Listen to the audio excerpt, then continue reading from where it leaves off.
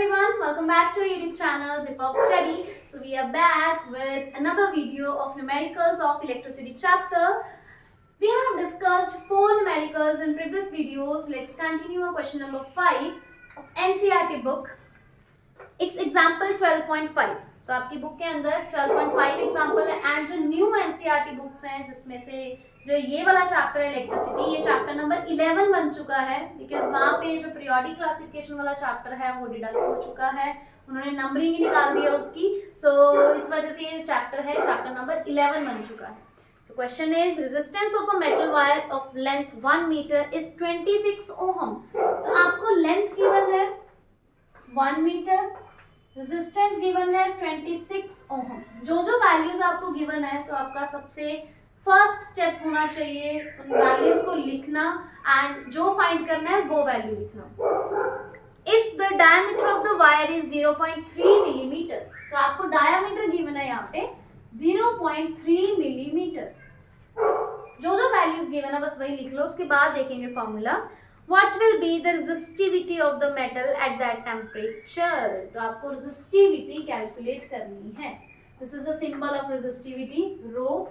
अब देखो आप सोचोगे कि ऐसा कोई फॉर्मूला नहीं है जिसके अंदर हमने डायरेक्ट डायामीटर के बारे में पढ़ा हो, बट याद करो आपने एरिया वाला फॉर्मूला जरूर पढ़ा है and that formula is rho is equals to R is equals to, पहले हम R वाला फॉर्मूला लिखेंगे बिकॉज आपने ना सबसे जो बेसिक फॉर्मूला है वो ये पढ़ा है कि R is equals to rho L upon E. उसके बाद यहाँ से फिर हम रो का फॉर्मूला बना सकते हैं. लाइक यहाँ से फिर हम ये बना सकते हैं कि rho is equals to R A upon L. Clear? So ये हो गया रेजिस्टेंस या रेजिस्टिविटी, दोनों का फॉर्मूला है ये. तो यहाँ पे हमारे पास है एरिया, बट अब आप कहोगे कि एरिया यहाँ पे है बट हमारे पास फॉर्मूला में नहीं है, तो हम क्या करेंगे. सबसे पहले देखो इसके 2 मेथड्स हैं. या तो आप इसको डायरेक्ट डायमीटर के साथ सॉल्व कर लो बिकॉज अगर एरिया का फॉर्मूला हम देखते हैं तो एरिया का फॉर्मूला होता है पाई आर स्क्वायर, राइट.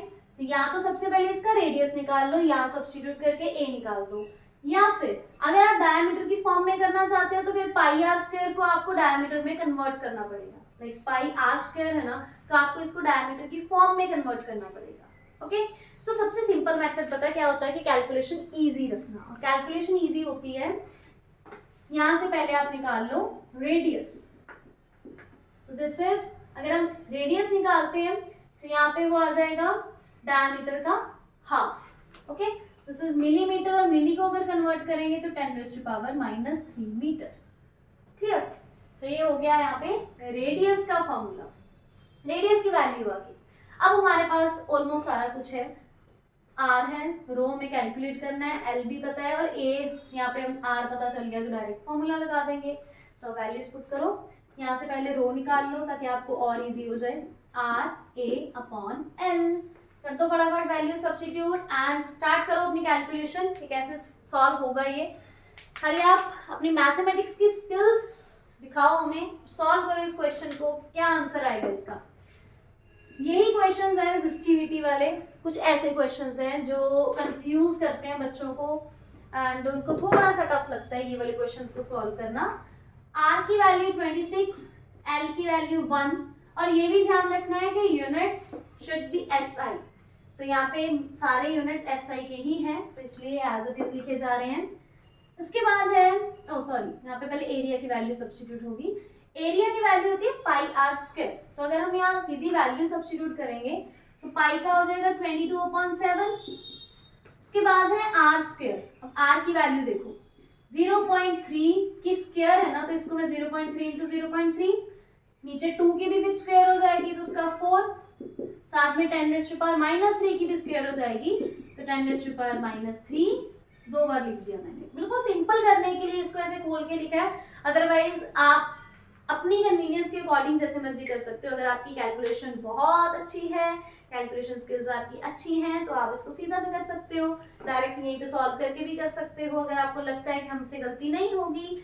लेकिन मैक्सिममली मैं प्रेफर करती हूँ बच्चों को, क्योंकि बच्चे ज़्यादातर इसमें स्टक हो जाते हैं कहीं ना कहीं क्वेश्चन सॉल्व करते हुए, तो मैं बच्चों को यही प्रेफर करती हूँ कि इसको जितना हो सके सिंप्लीफाई करके सॉल्व किया जाए. ओके, अब चलते हैं आगे कैलकुलेशन पे। यहाँ से डेसिमल हटा दो, अगर आप डेसिमल हटाओगे तो क्या आ जाएगा नीचे 100, 2 पॉइंट्स थे ना तो यहाँ पे 100 आ जाएगा। उसके बाद अब हमें सिर्फ कैलकुलेशन करनी है, अगर कुछ कैंसिलेशन होती है तो कर दो, अदरवाइज लीव इट। यहाँ पे 11, यहाँ पे 2, देन 2 विद दिस 13। ओके, सो ये कैलकुलेशन होगी। अब चलते हैं थोड़ा सा एक स्टेप आगे। रो की वैल्यू आ गई 13 into 3 3 9, 9 into 11 is 99 upon number यहाँ पे सिर्फ 7 रह गया। अब चलते हैं 10 की पावर्स पे। 10 की पावर्स देखो, 2 तो यहाँ पे है एंड एक यहाँ पे है। 10 की पावर मतलब 10, 100, 1000 इसकी बात हो रही है, 1 के साथ जीरोस की बात हो रही है। तो यहाँ पे आ जाएगा 10 की पावर, देखो बेस सेम है तो पावर्स ऐड हो जाएंगी, -3 प्लस -3 कितना हो जाएगा, -6 हो जाएगा। क्लियर? यहाँ पे है नीचे 100 को बेटा हम ये भी लिख सकते हैं 10⁻²। 100 को 10⁻² भी लिखा जाता है, तो इसलिए ये हो गया 10⁻²। और ये यहाँ पे डिनोमिनेटर में है, जब मैं इसको न्यूमिनेटर में लेके जाऊंगी तो -2 हो जाएगा 10 की पावर। क्लियर है यहाँ तक? किसी को भी अगर ये स्टेप नहीं क्लियर हुआ तो प्लीज साथ में कमेंट सेक्शन में लिख दीजिएगा। अगर इस कैलकुलेशन में आपको थोड़ी भी प्रॉब्लम कुछ लग रही है, आपको नहीं कुछ क्लियर हो रहा, तो ये मैंने सिर्फ सिंप्लीफिकेशन के लिए ऐसा करा है। ओपन कर दो सारी कैलकुलेशन एंड जितनी कैंसिलेशन होती है वो कर दो एंड जो बच के नंबर्स उनका एज इट इज लिख दो।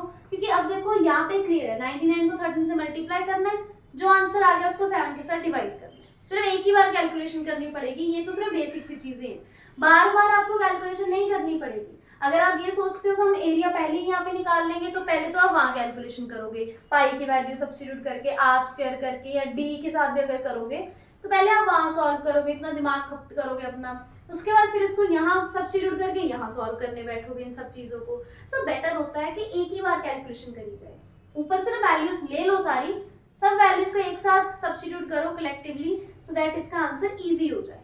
क्लियर? तो आई होप आपको ये मेथड इजी लगा होगा। अब आपको अपनी मैथमेटिक्स स्किल दिखानी है और बताना है कि 13 को 99 से मल्टीप्लाई करके और फिर 7 से डिवाइड करके क्या आंसर आएगा। एंड 10 की पावर मेरे पास यहाँ पे आ रही है -8। हाँ, थोड़ा बहुत इधर उधर कर सकते हैं हम पॉइंट के अकॉर्डिंग के जो यहाँ पे नंबर बनेगा। आपकी बुक में आंसर आ रहा है 1.84 इंटू 10⁻⁻6। तो वही देखो इन्होंने पावर शिफ्ट करी होगी यहाँ से उठा के, तो आप देखो आपका 184 डिजिट के नेड़े इसके नियर अबाउट आंसर आना चाहिए। ओके, सो ये हो गया हमारा यहाँ पे एक क्वेश्चन सॉल्व। एंड आगे चलते हैं क्वेश्चन नंबर 6 जो एक एग्जाम्पल है 12.6। 12.6 example is very interesting example. ये आपको कहीं भी ऐसा क्वेश्चन आ सकता है, एमसीक्यू में भी आ सकता है घूम फिर के। सो बहुत ही इंटरेस्टिंग सा क्वेश्चन है ओवरऑल, तो आपको अच्छे से समझना है एंड अटेम्प्ट करना है। A wire of given material having length L and area of cross section A। अब आप कहोगे कि हमें कोई वैल्यू नहीं गिवन, तो वैल्यू नहीं गिवन आपको, यस आपको यहाँ पे गिवन है कि एक वायर है जिसकी लेंथ L है, एरिया उसका A है, ठीक है, तो वैल्यूज नहीं given, as it is terms given है। Has a resistance of 4 ohm, चलो दे दिया आपको वैल्यू उन्होंने तरस खा के, रेजिस्टेंस है आपके पास 4 ओम। आगे है what would be the resistance of another wire of same material having length L by 2 and area 2A। ये तो हो गया एक वायर का केस। अब दूसरी वायर पे चलते हैं, ये फर्स्ट वायर है, अब आएगी ये सेकंड वायर। कहते हैं सेकंड वायर जिसकी लेंथ L/2 है, जिसका एरिया 2A है, उसकी रेजिस्टेंस कैलकुलेट करनी है आपने, उसकी रेजिस्टेंस आपको फाइंड करनी है कि कितनी आएगी। ओके, सो ऐसे क्वेश्चंस के लिए इस रेजिस्टेंस को बेटा मैं नेम दे रही हूँ R', ताकि थोड़ा सा डिफरेंशिएट हो जाए, बिकॉज ये भी R, अगर ये भी R लिख दोगे तो आपको समझ ही नहीं आना कौन से R की बात हो रही है। तो इसको थोड़ा सा डिफरेंशिएट करने के लिए मैंने R और R' लिखा है, बाकी चीजें सेम रहनी चाहिए। रेजिस्टिविटी सेम रहेगी बिकॉज वहाँ पे मेंशन है कि सेम मटेरियल, अगर मटेरियल सेम है तो रेजिस्टिविटी की वैल्यू क्या होगी, same for both the wires. Okay, अब देखो, अब आप लिखोगे फॉर फर्स्ट वायर, जो यहाँ पे देखो अगर हम फॉर्मूला अप्लाई करते हैं LA R एंड रो को रिलेट करने वाला, and that formula is this R is equals to rho L upon A, तो हम यही फॉर्मूला लगाएंगे।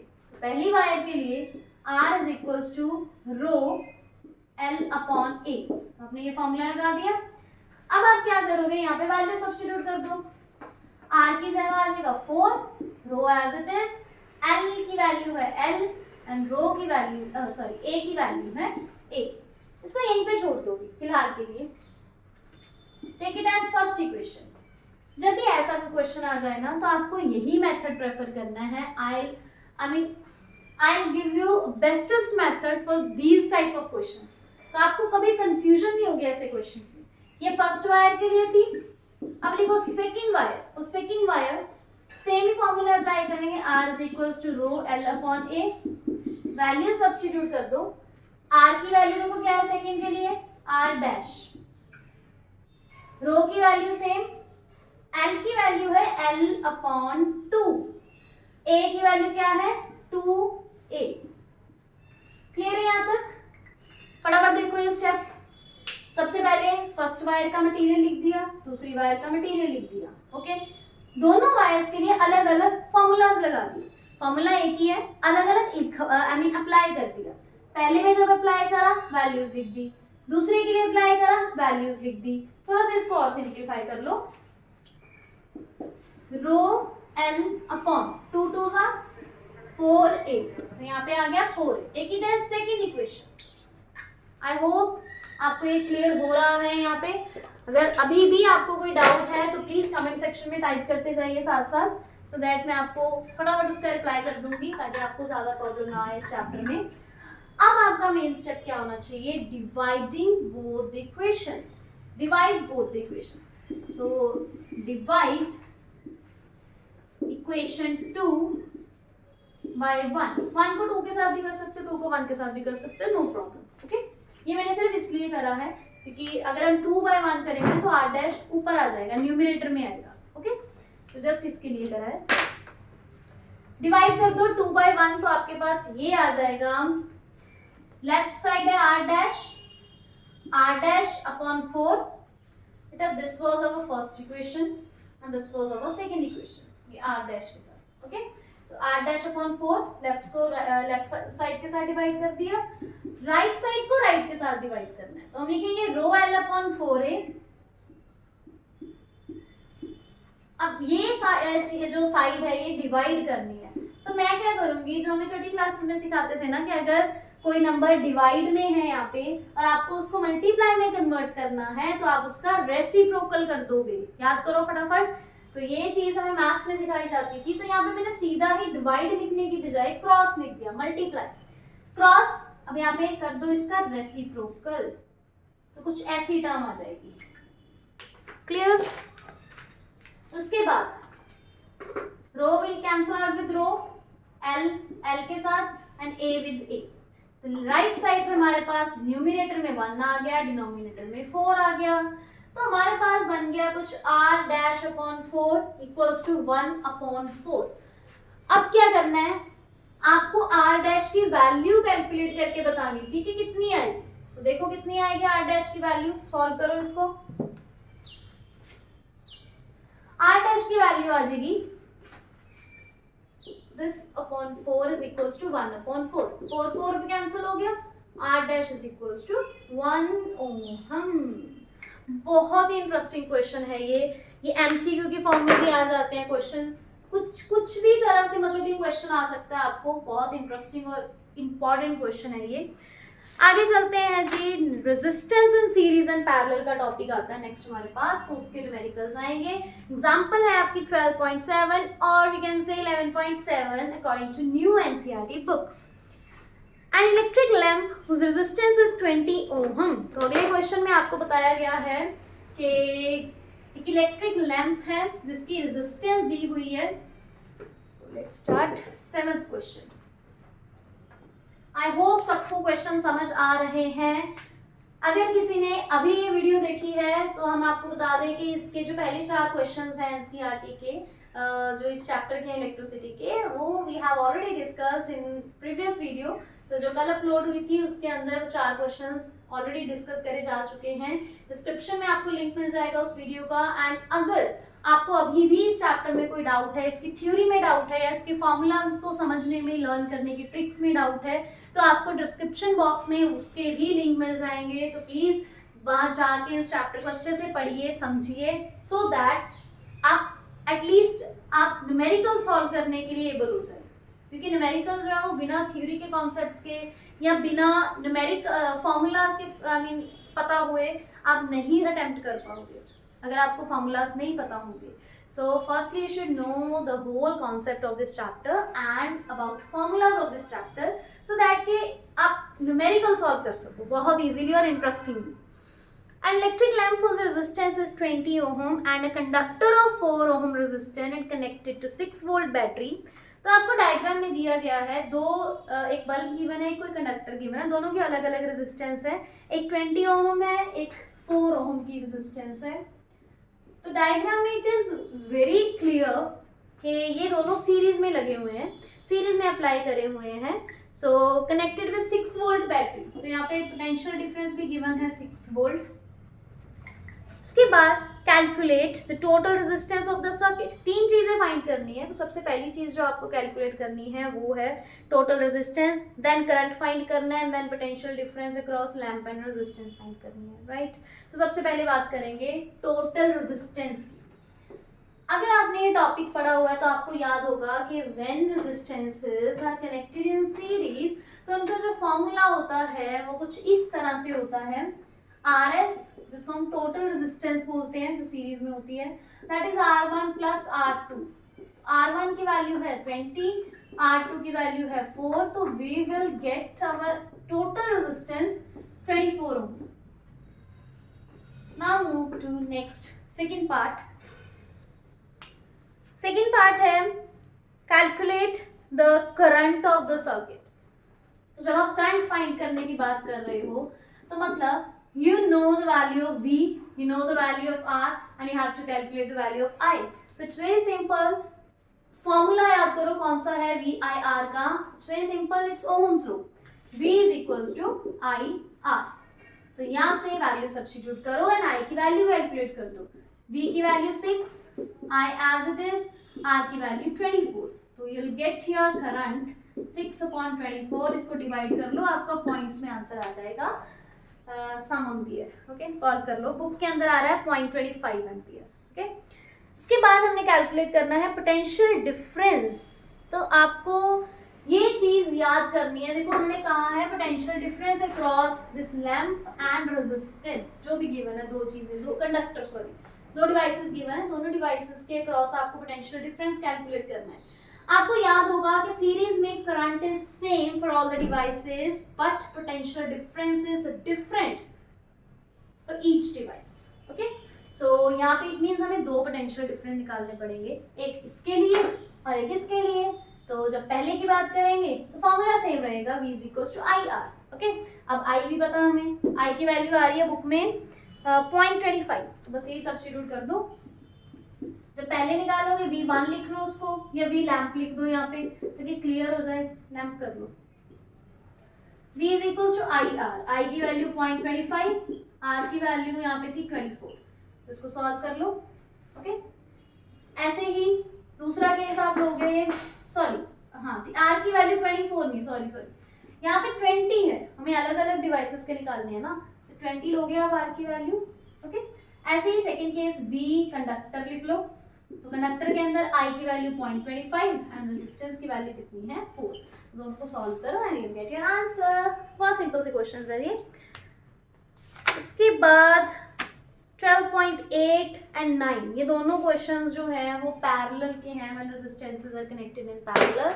सो this will discuss in next video. So for this please subscribe our channel and press the bell icon. And main thing, आपको जितना हो सके इन videos को share करना है, सो दैट जितने भी बच्चे हैं उनके पास ये कंटेंट पहुंचे। अगर आपको कोई नोन है जो नहीं इतना लाइक ट्यूशंस वगैरह या कोचिंग वगैरह लाइक अफोर्ड कर सकते, तो उनके लिए थोड़ा बेनिफिशियल हो जाएगा।